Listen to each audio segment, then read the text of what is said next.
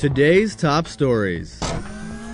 Russia and China are, quote, quite worried by the latest report by the IAEA on Iran's nuclear program, European Union Foreign Policy Chief Javier Solana said today. Solana added that the report, quote, isn't good for Iran.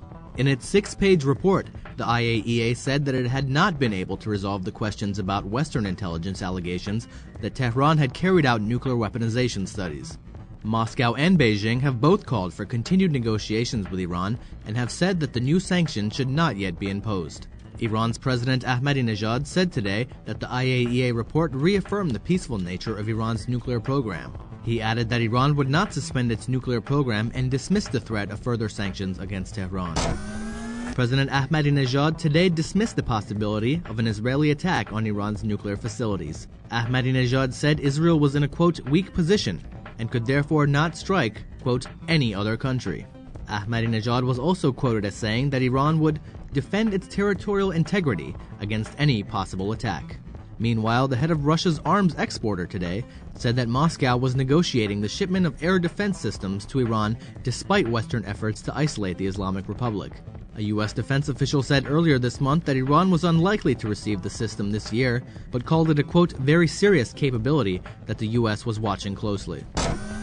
The U.S. announced it was taking action against the Dubai-based Mayro General Trading Company and a number of its international affiliates on charges that they are involved in providing dual-use and military goods to Iran.